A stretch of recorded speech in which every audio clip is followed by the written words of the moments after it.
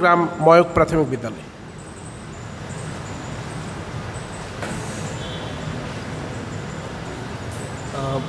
আসসালামু আলাইকুম, সকলকে ঈদের শুভেচ্ছা এবং পহেলা বৈশাখের শুভেচ্ছা। আমি খুবই আনন্দিত যে অনেক দিন পর হচ্ছে আমার প্রিয় মানুষদের সাথে আমার দেখা হয়েছে, দীর্ঘদিন পরে। তো আর একটা বিষয় হচ্ছে, আনিস ভাইও প্রাথমিক বিদ্যালয়ের শিক্ষক ছিলেন এক সময়, আমিও বর্তমানে আছি। আনিস ভাই একটা কথা বলেছেন, সেটি হচ্ছে আসলে সংগঠন যে কত গুরুত্বপূর্ণ সেটি হচ্ছে আমরা তার একটা প্রমাণ। আমরা সংগঠন করার কারণে আমরা এই সকল সীমাবদ্ধতা থেকে আমরা মুক্ত ছিলাম। তো আজকে যে সংগঠন হচ্ছে এটি আজকে উপস্থিতি খুবই কম, আমার মনে হচ্ছে 60+ বা মাইনাস এরকম কিছু একটা হবে। কিন্তু আগামী ঈদে আমার বিশ্বাস যে এটি কোনো হল রুমে এটিকে ঠায় দিয়ে পেরে ওঠা যাবে না, কোনো ছোট্টখাটো প্লেসে এটা হবে না, এটার জন্য অনেক বড় প্লেস লাগবে। আমরা বিশ্বাস করি যে আগামীতে আমাদের সুবর্ণচরে প্রায় 1000-এর অধিক সরকারি কর্মকর্তা কর্মচারী আছেন, সবাই আসবেন। এবং সবাই আজকে যারা এসেছেন তারা মূলত সকলের নেতা, অর্থাৎ যারা সংগঠক, সেই সংগঠকরা এসেছে আসলে এই সংগঠনের উদ্দেশ্য কী এটা জানার জন্য। নিশ্চয় আজকে ওনারা একটা ভালো বার্তা পাবেন। এই বার্তা নিয়েই হচ্ছে ওনারা ওনাদের যে কর্মী বাহিনী আছে, অর্থাৎ কর্মী বলতে ভুল হবে, সহকর্মী যারা আছেন তাদের সকলকে এই বার্তাটি দেবেন এবং হচ্ছে সকলে মিলেই আমরা একটি নতুন পথ চলা সৃষ্টি করব। এবং সেই পথে সারথি হবে আমাদের সকল বন্ধুরা, আমাদের সকল বিজ্ঞজনেরা। এবং আমরা বিশ্বাস করি যে এই সংগঠনটি একদিন আমাদের সুবর্ণচরে আরও অনেক মানুষের, এই যে গভর্নমেন্ট এমপ্লয়িজ অ্যাসোসিয়েশন, প্রত্যেকটা সংগঠন চায় যে তার মতাদর্শ আসলে সকলের কাছে প্রচার করতে। আমি বিশ্বাস করি যে এই গভর্নমেন্ট এমপ্লয়িজ অ্যাসোসিয়েশন বা ফোরাম, এই ফোরামটি আরও অনেক মানুষের একটা অনুপ্রেরণার উৎস হবে। আরও অনেক মানুষ হচ্ছে সরকারি চাকরি করতে আগ্রহ প্রকাশ করবে। একজন সরকারের ছোট্ট কর্মচারী হিসাবে আমি নিজে খুবই গর্ববোধ করি যে আমি একজন সরকারি কর্মচারী। এবং সাথে সাথে সকল পেশার প্রতি আমার শ্রদ্ধা এবং সমর্থন রয়েছে। আমি চাই যে শত দিকে শত ফুল ফুটুক, সেটি প্রাথমিক বিদ্যালয়ে ফুটবে, সেটি আইন বিভাগেও ফুটবে, সেটি প্রশাসন বিভাগেও ফুটবে, সকল বিভাগে ফুটবে। আমি চাই যে আগামী সুন্দর একটি বাংলাদেশ গঠিত হোক এই সরকারি কর্মচারীদের মাধ্যমে। সকলে ভালো থাকবেন, সকলকে আবারও ঈদের শুভেচ্ছা এবং হচ্ছে পহেলা বৈশাখের শুভেচ্ছা। আসসালামু আলাইকুম। ধন্যবাদ সিফাতকে। সৌরজগতের মডেল আছে না, কেন্দ্রে সূর্যটা থাকে, চতুর্পাশে অনেকগুলো গ্রহ। সুবর্ণচর গভর্নমেন্ট এমপ্লয়িজ সূর্য, আর প্রত্যেকটা গ্রহকে একসময় আস্তে আস্তে নিজের মধ্যে টেনে নিবে। অসুবিধা নেই, সব সংগঠনের মাদার সংগঠন হয়ে উঠুক, এটাই আমরা চাই মনে প্রাণে। প্রিয় উপস্থিতি, এই পর্যায়ে বক্তব্য নিয়ে আসবেন মোহাম্মদ কামাল উদ্দিন, হিসাব রক্ষক, বাংলাদেশ কর্মচারী কল্যাণ বোর্ড।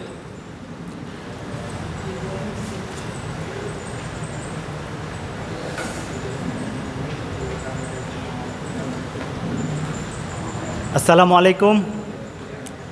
আমি 2-3 মিনিটে কিছু তথ্য দিব। আমি এখানে আসলে স্বাগত কোনো বক্তব্য দেওয়ার জন্য আসিনি। আমি 2-3 মিনিটের যে তথ্যগুলো দিতে যাচ্ছি, এখানে আমরা যারা উপস্থিত আছি সবাই হলো জনগণের সেবক।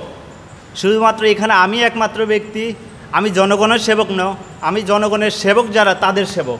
আমি হলাম এখানে আপনাদের সেবক।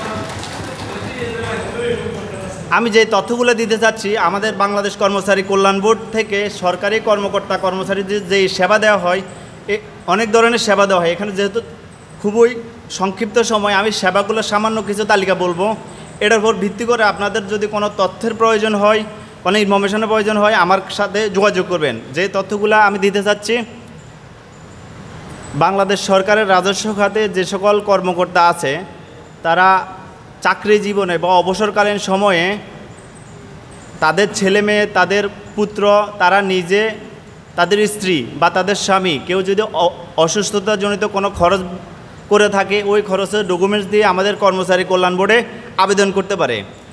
এটা সাধারণ রোগের জন্য 40,000 টাকা, আর এককালীন হলো 2 লক্ষ টাকা। এছাড়াও আমাদের বাংলাদেশ কর্মচারী কল্যাণ বোর্ডের পক্ষ থেকে সরকারি অফিসার্স ক্লাব, যে উপজেলাতে বিভিন্ন উপজেলাতে সরকারি অফিসার্স ক্লাব হয়, এদের জন্য বাৎসরিক বড় অ্যামাউন্টের একটা ডোনেশন থাকে। আর সরকারি চাকরিজীবীরা যদি কর্মরত অবস্থায় ইন্তেকাল করে, ওদের জন্য বিভিন্ন ধরনের সেবা থাকে। আমাদের কর্মচারী কল্যাণ বোর্ডের আবেদনের ক্ষেত্রে আমার বর্তমান পোস্টিং হলো সিলেট বিভাগীয় কার্যালয়। আর তো আমি সিলেট বিভাগে থেকে আমি কর্মচারী কল্যাণ বোর্ডের প্রতিনিধি হয়ে যে সেবাগুলো দিই ওই সেবাগুলোর মধ্যে সেখানে আমি সুবর্ণচর ফাইল তো খুঁজতে পারি না, সেখানে আমি খুঁজতে পারি সিলেট অঞ্চলের, কিন্তু আমার মন পড়ে থেকে এখানে। আর আমি চট্টগ্রামের সাথে যোগাযোগ করে যেটা বুঝতে পারি সুবর্ণচর থেকে কর্মচারী কল্যাণ বোর্ড থেকে সেবা খুবই কম মানুষ নিয়ে থাকে। সুতরাং আমি আজকে এমন একটা প্ল্যাটফর্ম পাইছি যেখানে আমি আমার তথ্যগুলা সামান্যতম তথ্য আমি দিতে পারি। তো এক্ষেত্রে এই কর্মচারী কল্যাণ বোর্ড এই সেবাগুলো নেওয়ার ক্ষেত্রে অনেকে হীনমন্যতায় ভোগে যে এখানে লবিং করতে হয়, এখানে টাকা খরচ করতে হয়। আমি এখানে এই জন্যই আসছি যে এখন থেকে সুবর্ণচরের পক্ষ থেকে কেউ যদি আবেদন করে অন্তত তার আবেদনটা আমি ট্র্যাকিংয়ে রাখতে পারবো এবং তার পক্ষ থেকে অতিরিক্ত কোনো খরচ করা লাগবে না, আমি এই নিশ্চয়তা দিতে পারি। আমি আপনাদের এই সেবাটা দিতে পারলে আমি কৃতজ্ঞ বোধ করব। আসসালামু আলাইকুম। ধন্যবাদ আমাদের প্রিয় ছোটো ভাই কামাল উদ্দিনকে। আমি এই বিষয়ে একটু তথ্য দেওয়া দরকার। আমার বাচ্চা যখন হয় তখন আমি স্কয়ার হসপিটাল আমার ওয়াইফকে ভর্তি করি। তো পুলিশ ওয়েলফেয়ার ফান্ড থেকে একটা বাজেট আছে, তা আমাদের ফারুক ভাইও জানেন। তা আমার মিসেস বলল যে এই ফান্ড আমি নিতে পারবো না। কেন? বললো যে এটা জুনিয়র অফিসারদের জন্য, আমরা সিনিয়র অফিসাররা এই ফান্ড নিলে এটা মানে বিষয়টা আমাদের স্ট্যাটাসের সাথে যায় না। তো আমাদের কামাল উদ্দিন যে তথ্যটা দিয়েছে, এইরকম এই ফ্লাকচুয়েশন মেন্টালিটি থাকার দরকার নাই, এটা রাইটস হিসেবে নিয়ে আপনারা এটা উপভোগ করেন। হ্যাঁ, যদিও আমার স্ত্রী সেটা উপভোগ করে নাই, আমি জানি না এটার পেছনে ব্যাখ্যা কী। হোয়াট এভার, এ পর্যায়ে বক্তব্য নিয়ে আসবেন নাসিরুল্লাহ আল মাহমুদ, উপজেলা সমাজসেবা অফিসার, বেগমগঞ্জ। আসসালামু আলাইকুম। পড়ন্ত বিকেল, একেবারে সূর্যাস্ত খুব কাছাকাছি, এই সময় বক্তব্য শোনার মতো মানসিকতা আপনাদের নেই, আমিও বেশি কথা বলবো না। আমি প্রথমেই ধন্যবাদ জানাচ্ছি যে আয়োজক যারা ছিলেন, এই প্রোগ্রামের নেপথ্যে যারা ছিলেন, চমৎকার একটি আয়োজন করেছেন, এই জন্য আপনাদেরকে ধন্যবাদ এবং কৃতজ্ঞতা। এবং পাশাপাশি আমি সুজন ভাইকে বিশেষ করে বলবো যে আপনি আসলে হতাশ হওয়ার কোনো কারণ নেই। অনেক উৎসাহ উদ্দীপনা নিয়ে অনেক সংগঠন শুরু হয়েছিল, কিন্তু শুরুতেই এত আগ্রহ থাকার পরও 2-3 মাস পরে দেখা যাচ্ছে ওই সংগঠনের কোনো অস্তিত্ব নেই। আমি নিজে এটার অনেক সাক্ষী। কারণ হচ্ছে বাংলাদেশে যতগুলো সংগঠন হয় সবার একটা আশা থাকে যে আমরা সরকার থেকে নিবন্ধন গ্রহণ করব, আর নিবন্ধন গ্রহণ করতে হলে আমাদের কাছে আসতে হয়।